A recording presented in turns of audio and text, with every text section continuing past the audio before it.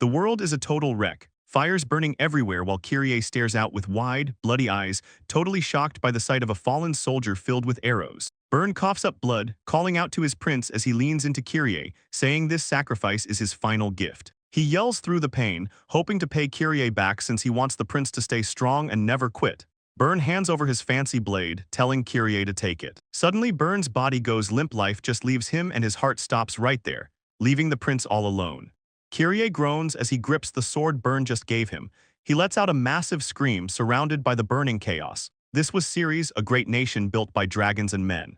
The enemy wanted their holy treasure, the Arcus Tempus, so Kyrie charges back into the fight, blood covering his armor. He hacks through soldiers, desperate to protect his home while his people refuse to give in to those insulting demands. Energy swirls around him as he taps into a hidden power. That choice started a war that wrecked the kingdom, and it looks like this path is leading them straight to ruin.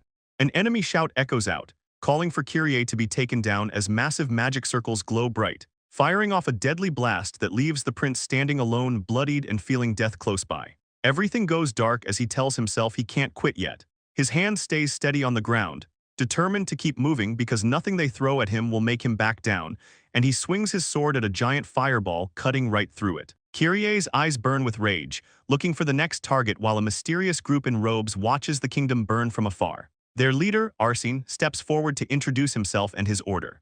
Arsene says he's thrown his name away, leaving him a mystery while the bloodied prince jumps high to strike down at the Magister.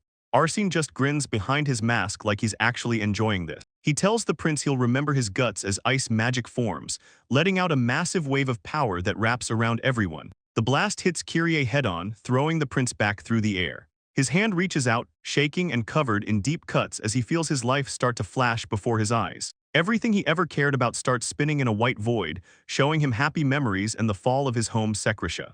Kyrie remembers his men standing tall before the tragedy. A bright light flashes as his consciousness starts to fade, but then he wakes up to a maid and a young servant boy smiling. Kyrie starts fidgeting as the boy says Prince Plants has left. He suddenly grabs his own hand, looking totally shocked while thinking about the killer's name burned into his soul. He stares at his fixed arm and these strange new servants. Random memories he doesn't recognize flood into his brain, making him spiral as he wonders who he even is anymore. The boy nervously tells him his name is Kalyan Rain Ceres.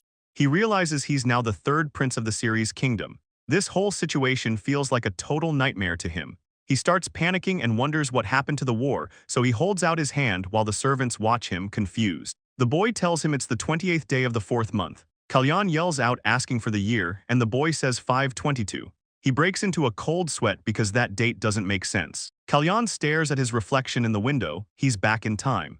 It's 10 years before the war even started, which means he's alive way before the big fight between Secretia and Ceres.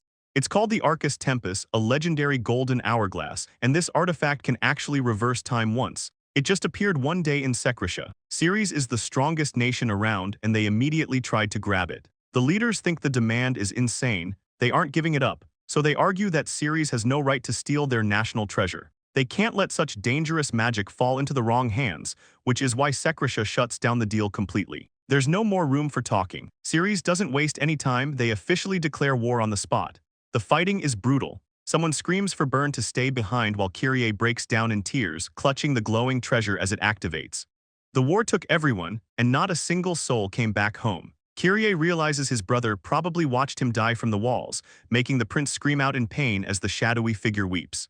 He wishes they could go back before that cursed artifact arrived, and suddenly Kyrie snaps awake, sweating and looking totally shocked. He wonders who actually used the hourglass to reset everything, because he finds himself staring out at a peaceful garden. This is his final shot to keep his kingdom from being destroyed. A servant walks in, mentioning how the prince hates morning meetings, but he tells Kyrie it's time to go. Kyrie just quietly agrees.